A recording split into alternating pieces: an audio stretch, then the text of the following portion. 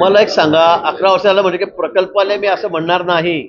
11 वर्षात जी प्रगती झाली देशाची, गरीब कल्याणाच्या योजना मी सांगतो तुम्हाला, प्रत्येक गरीबाला योजना मिळाल्या नाही, प्रत्येक गरीबाला घर मिळालं नाही, प्रत्येक गरीबाला धान्य मिळालं नाही, प्रत्येकाला गॅस मिळाला नाही, सगळंच मिळालेलं आहे, सगळं झालंय. आपण काय काय रोजगार आहेत ना. आता एवढ्या लोकांना आपण स्किल डेव्हलपमेंट म्हणून आपण विद्यार्थ्यांना शिकवतोय. आपण इथे मेडिकल हब, देशामध्ये मेडिकल हब कुठेच नाही. आपण आज जवळपास 2,000 कोटी रुपयाचं मेडिकल हब या ठिकाणी उभं करतोय. आपण 251 कोटी रुपयाचं स्टेडियम आणलं, त्याचं उद्घाटन म्हणजे भूमिपूजन उद्या परवा काल परवा होतंच साहेबांच्या हातून. पण 20 तारखेला मला वाटतं अमित भाई असल्यामुळे धरणगावचा कार्यक्रम आठवून ते लगेच निघणार आहेत, बाकी काही रद्द झालेत आहे ना. आपण मी ज्या या योजना सांगितल्या या 100% लोकांसाठी आहेत. काय घर काय फक्त दुसरीकडे कुठे राज्यात भेटलं आपल्याकडे मिळालं नाही का? आहेत त्या सगळ्या योजना. आणि म्हणून गरीब कल्याणाच्या अनेक योजना गॅस 100% लोकांना मिळालेत. आपण बघा, गरीब माणूस कसा त्याचा आर्थिक स्तर उंचावेल यासाठी हा प्रयत्न आहे.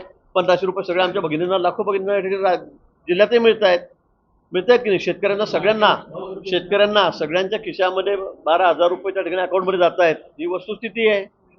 भ्रष्टाचार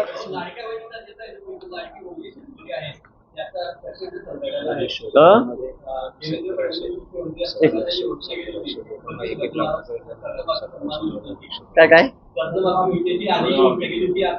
हे बघा, सगळ्या गोष्टींवर कर्जमाफी हेच उत्तर आहे का?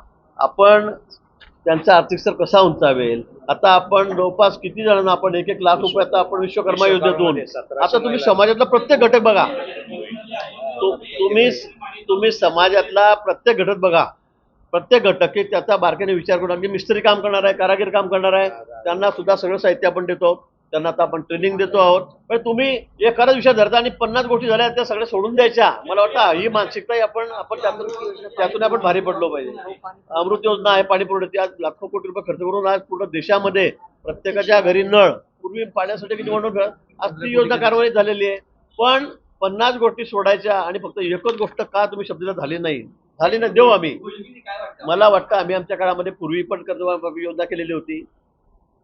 आमचे मुख्यमंत्री सक्षम आहेत, आमचे दोन्ही उपमुख्यमंत्री सक्षम आहेत.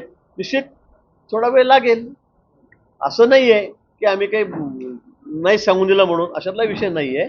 पण मला असं वाटतं की इतक्या योजना होत असताना, इतक्या योजना होत आहेत, इतक्या योजना गरीबपर्यंत चालल्या आहेत. यापूर्वी आपण एक कार्यकाळ बघितला 2014 पूर्वीचा, काय इन्फ्रास्ट्रक्चर होतं, काय रस्ते होते तुम्ही मला सांगा.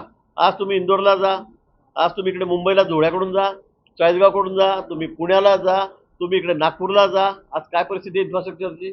रस्ते कसे झालेत, ब्रिज कसे झालेत, हे पण आपण छापा ना, हे पण आपण लिहिलं पाहिजे. फक्त एक कर्जमाफीचं अजून काय 6 महिने झाले का देत नाही, त्याच्यावर हेडलाईन करायची. मला वाटतं ही मानसिकतेतून आपण बाहेर पडलो पाहिजे. मला असं वाटतं आज मोदीजींनी ज्या देशाला ज्या गतीने पुढे नेत आहेत त्यामध्ये मीडियाचाही मोठा सहभाग आहे. आपण सगळं दाखवतात कशा पद्धतीने मोदीजी दररोज उद्घाटन करतायत. आपण रेल्वे सेवा कशी फास्ट चाललेली आहे, कशा पद्धतीने नवीन ट्रॅक पडतायत, किती गती त्याला आलेली आहे, किती फास्ट ट्रेन आमच्याकडे आहे. म्हणजे आम्ही कधी विचार केला होता का असा? तुम्ही बघितलं असेल, वंदे भारत ट्रेन बघितली असेल. आम्ही फॉरेनमध्ये गेलो की फक्त ट्रेन बघायला जायचो की कशी काय दार ऑटोमॅटिक लागतात, कशी काय जमिनी खालून जाते. आता आम्ही मुंबईला गेलो की आम्ही खालून जमिनी खालून समुद्रा खालून चाललोय. हे कधी नव्हतं, हे झालं आता. मला वाटतं का रस्त्याची कामं चालू आहे. आजही मी पाहून आलो, रस्त्याची कामं चालू आहेत, रस्त्याची कामं सुरू आहेत. अजूनही मी आज परवा सीएम साहेबांना 4 दिवसापूर्वी आम्ही भेटलो. 100 कोटी रुपये पुन्हा ते देत आहेत, तुमची रस्त्याची कामं पूर्ण करून घ्या. ठीक आहे, थोडंफार मागे पुढे झालं, पण आता रस्त्याची कामं चालू नाहीत का? आता आपण या रस्त्यानेच जा. आता पूर्वी काय परिस्थिती होती, आज काय परिस्थिती आहे, मेन रोड सगळ्या दूर रस्त्याची कामं चालू आहेत की नाही. आणि मला वाटतं या 4 महिन्यामध्ये 3 महिन्यामध्ये राहिलेले सगळे कामं जे मेन रस्त्याची कामं आहेत ती आम्ही पूर्ण करतो. आता आपण मेरूनला त्या ठिकाणी जवळपास 20 कोटी रुपये मी दिलेत, तिथे आपण चौपाटी उभी करतोय. आपण 250 कोटी रुपये दिले, तिथे आपण स्टेडियम उभं करतोय. या जुन्या स्टेडियमला मीच मंत्री होतो त्यावेळेला 20 कोटी रुपये दिले, त्याचं काम आता सुरू झालेलं आहे.